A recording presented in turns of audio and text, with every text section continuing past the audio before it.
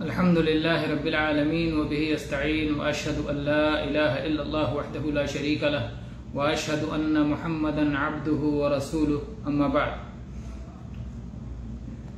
کعب بن عجرہ رضی اللہ عنہ فرماتے ہیں خرج علینا رسول اللہ صلی اللہ علیہ وسلم فقلنا قد عرفنا كيف نسلم عليك فكيف نصلي عليك قال قولوا اللهم صل على محمد وعلى آل محمد كما صليت على إبراهيم وعلى آل إبراهيم وبارك على محمد وعلى آل محمد كما باركت على إبراهيم وعلى آل إبراهيم إنك حميد مجيد.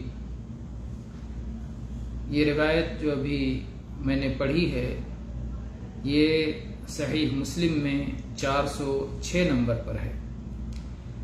کعب رضی اللہ عنہ فرماتے ہیں کہ رسول اللہ صلی اللہ علیہ وسلم تشریف لائے تو ہم نے عرض کی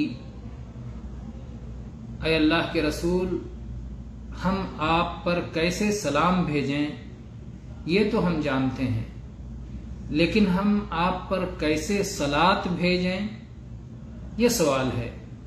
تو اللہ کے نبی صلی اللہ علیہ وسلم نے کیسے صلات بھیجا جائے آپ نے اس کی تعلیم دی. سلام کا اس سے پہلے کے درس میں آپ بھی سن چکے ہیں کہ جب آدمی تحیات پڑھے تو نبی صلی اللہ علیہ وسلم پر سلام بھیجے السلام علیکہ ایھا النبی ورحمۃ اللہ وبرکاتہ. تو یہ نبی صلی اللہ علیہ وسلم پر سلام بھیجنے کا طریقہ ہے. صلات بھیجنے کا طریقہ اللہ کے نبی صلی اللہ علیہ وسلم نے بتلاتے ہوئے فرمایا قولو کہو. کیا کہو؟ اللہم صلی علی محمد، اے اللہ محمد صلی اللہ علیہ وسلم پر صلات نازل فرما. عام طور پر اس کا ترجمہ کر دیا جاتا ہے رحمت نازل فرما، لیکن صلات رحمت سے اعلیٰ چیز ہے جس میں رحمت بھی شامل ہے، کیونکہ اللہ تعالیٰ نے صبر والوں کے انعامات میں ذکر کیا ہے اولئک علیہم صلوات من ربہم ورحمہ. صلوات کو مستقل ذکر کیا اور رحمت کو مستقل ذکر کیا، یعنی دونوں دو چیزیں ہیں. تو اس میں آپ کا رفع ذکر بھی شامل ہے، فرشتوں میں آپ کا ذکر بھی شامل ہے، آپ کے ترقی درجات بھی شامل ہیں، اور بہت سارا خیر کثیر اس کے اندر شامل ہے. تو اے اللہ محمد صلی اللہ علیہ وسلم پر صلات نازل فرما اور آپ کے آل پر آل میں تمام پیروکار اور متبعین داخل ہیں. نبی صلی اللہ علیہ وسلم کی پیروی کرنے والے، آپ پر ایمان لانے والے، آپ کی اطاعت کرنے والے سب اس میں داخل ہیں.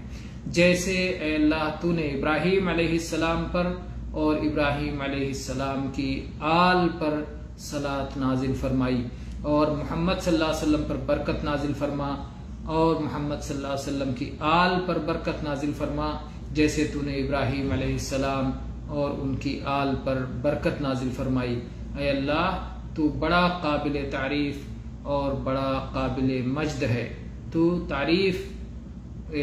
تیری ذات ایسی ہے جس کی ہر حالت میں تعریف کی جائے، اور تو بڑی عظمت اور بڑی بزرگی والا ہے.